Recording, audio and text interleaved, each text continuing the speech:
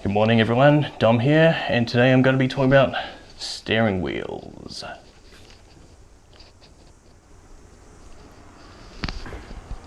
So I was just browsing online at the Yahoo auctions and I found a really nice GTR steering wheel. It was made out of perforated leather and carbon fibre and it had a really nice alienish look to it. However, it was very expensive. It was about $1,600, $1,683 actually, and with the import fees and tax on top, it would end up almost twice that much at around $2,000. So I know that the Primera and the Toronto Regulus both use the same steering wheel as the Skyline, however theirs is a cheaper version made out of resin. So I went around and had a look at the parts lookup. It was still too expensive, so I went to a few scrappers listings, people parting out their cars, and the cheapest quote I got was about $60, which isn't too bad. I was about to do it, but then I remembered that the S15 Silvia also has the same steering wheel, a very similar one, and it's very sporty, made out of leather as well. And luckily for me, there was one that was for sale, and the guy actually sold it to me for $100 after originally quoting $140. So then yesterday I jumped into the car and picked up my stagiaire friend, this guy here, and we went down to Hamilton to pick up the steering wheel. Hi, so I'm in the car now and I'm just on my way to get the new steering wheel, and there's a lot of traffic out here. I think someone crashed down there, so it's taken an extra half hour so far just to get somewhere 3 hours ago. It's an Evo that just drove past. I'm not sure why we're so slow. I think someone might have crashed here. But if it's well, at least you get a decent view out here, up on top of a hill, overlooking the valley. So after driving for a day and handing over $100 of my cash, I now have a good condition factory manual steering wheel.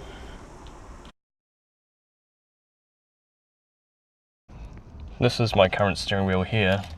It's the factory Nissan R34 wheel, very similar to what you get in the Silvia, the S15, and due to age it's worn down a bit around the top. You can see it flaking off, but the worst part is over here where the previous owners would have had their hand while driving and the leather has actually flaked off.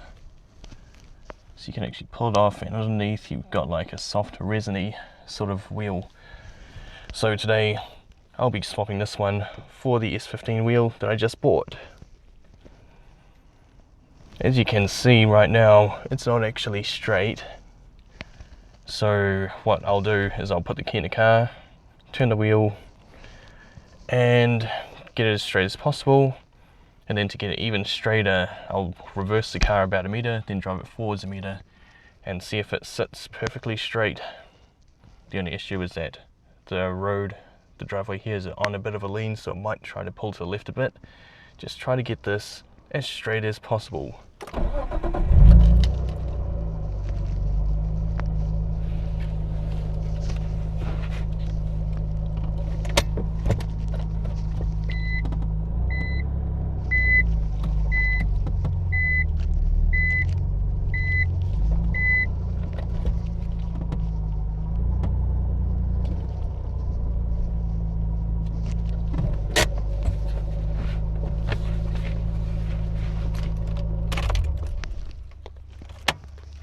So now that looks pretty straight. There are just these covers on either side of the steering wheel that you need to take off. While you're in here, you can just use the key, wedge it in here, just pull off at the little tabs, and it should come straight out.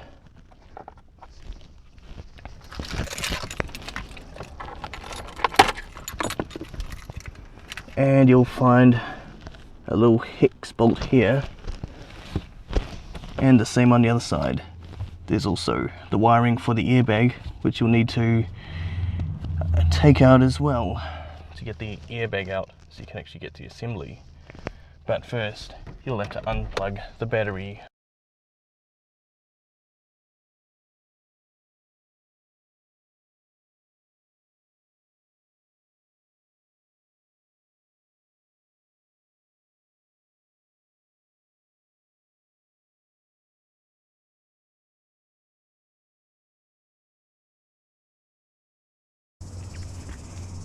If you've ever replaced a steering wheel before, you'd know that there's a bolt at the middle under the horn button. Since this one has an airbag, we'll have to take out the airbag first.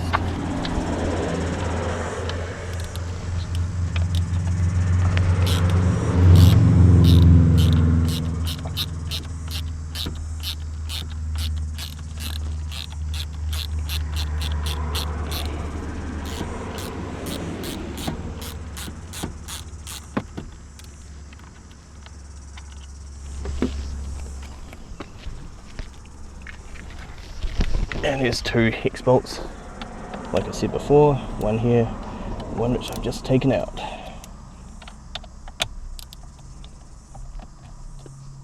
You can see the airbag's now moving when I'm touching the last hex bolt,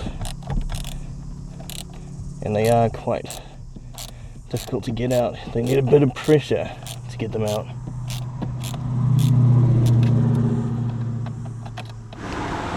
And then this last little bit here is the clip for the airbag. Just undo this. There's a little tab here that you pull, and you slide this yellow bit out. There we go. And now the airbag should come out freely. And now this is the bolt here that you need to loosen to get the steering wheel rim out. This is a little connector for the horn. So now I've got a ratchet on there. It's size 19mm or 3/4 of an inch, I think. I don't know the imperial system, but yeah, it's usually tight. And worse than this, the steering wheel usually has never been taken off the car since it was built, so you will have to wiggle it a bit, which is why a lot of people recommend that you take this nut up to the end of the thread but don't take it off fully, because the last time I did a steering wheel I took it off all the way and I was lucky that I didn't whack it into my face, but I almost did. It was really hard to get off, but I cracked it, and I might have to put the battery on to straighten up the wheel before I put the S15 one on.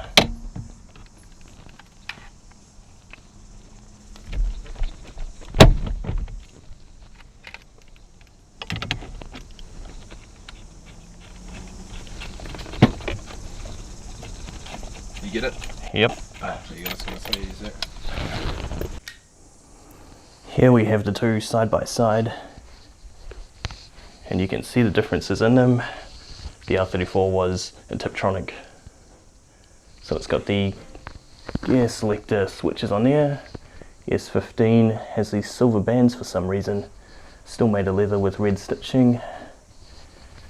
You can see the damage here, not there. And this one's a bit worn out. This is a pre-facelift, so it doesn't have the S badge in the middle.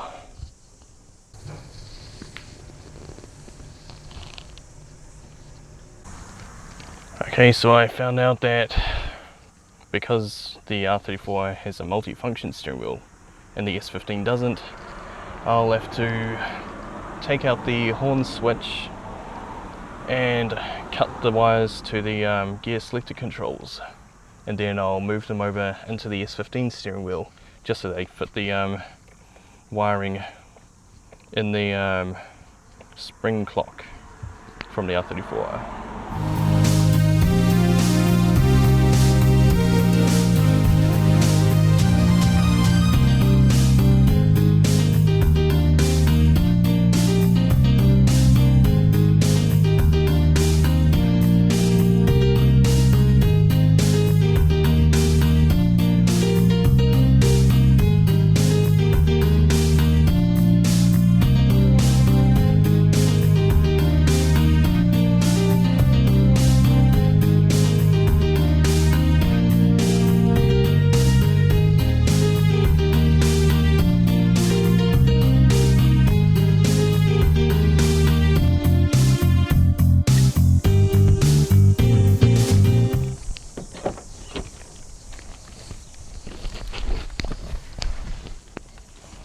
Alright, so the good thing about the R34 and S15 is that they do have guide pins under the steering wheel.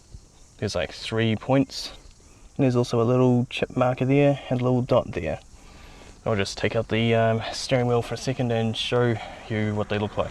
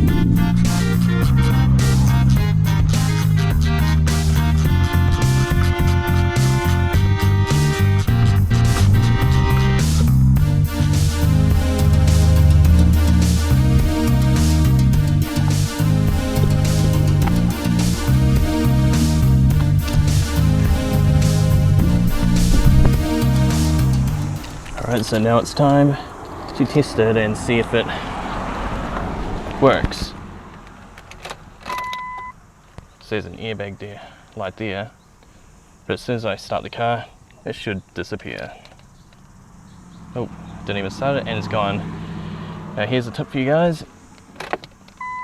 If you do change the airbag and the airbag light turns on and stays on, and you can't get your warrant of fitness or roadworthies or MOT or whatever your country has, put the key in, turn to accessory, then press this little switch here 7 times within the first 10 seconds of that. If that doesn't work, try the on position and then try it 7 times.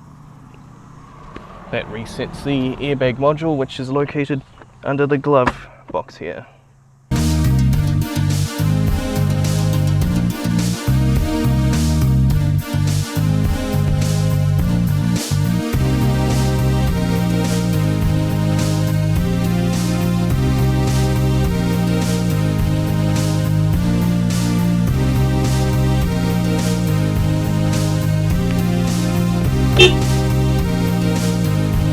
And now the next step is to get a factory gear stick surround, not this homemade one here which is falling apart, made out of the auto one.